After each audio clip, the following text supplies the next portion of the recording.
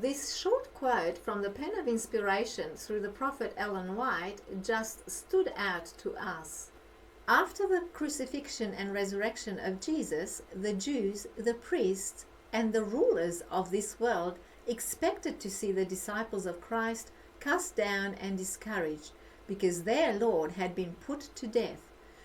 The disciples might have reasoned that they were in danger and that they would better go out of Jerusalem. Some might have said, "Do not stay there."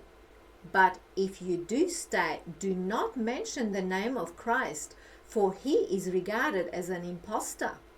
That which the disciples of Christ feared and recognized in their time, in essence, is exactly what the official Seventh-day Adventist Church had said to the disciples of Christ in our very day. If you do stay in the church, do not mention his name, that he indeed is the Son of God, that he was indeed begotten of the Father, for we, the official Seventh-day Adventist Church, regard him as an impostor. He only calls himself the Son. He only assumed that name, but he was not really begotten of the Father before he was sent to take on the human flesh and be born of a woman. He only plays the role of a son. Now consider the consequences of viewing Christ as an impostor. Did anyone lose his life in exalting Jesus before the people? Was anyone killed? Yes, Stephen was killed. Their enemies expected that terror would come upon the disciples and that they would be afraid to speak the message of God.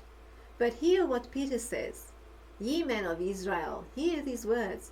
Jesus of Nazareth, a man approved of God among you by wonders and miracles and signs, which God did by him in the midst of you, as ye yourselves also know, him being delivered by the determinate counsel and foreknowledge of God, ye have taken, and by wicked hands have crucified and slain, whom God hath raised up, having loosed the pains of death, because it was not possible that he should be holden of it."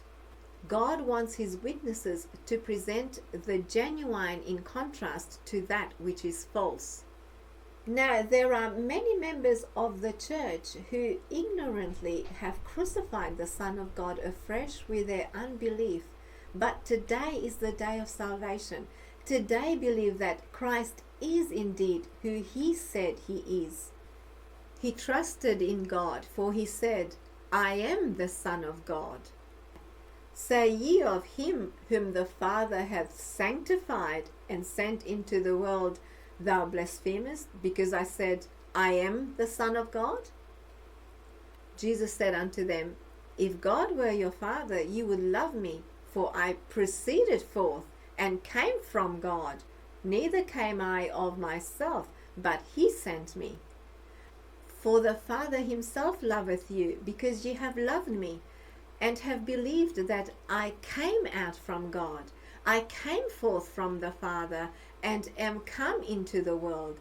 Again I leave the world, and go to the Father.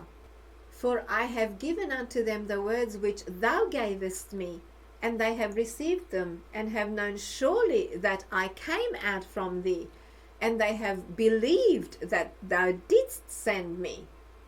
Choose this very day to believe Jesus' words and believe on his name.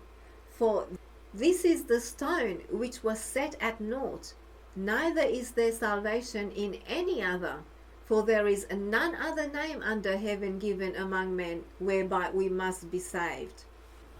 He is indeed the Son of God.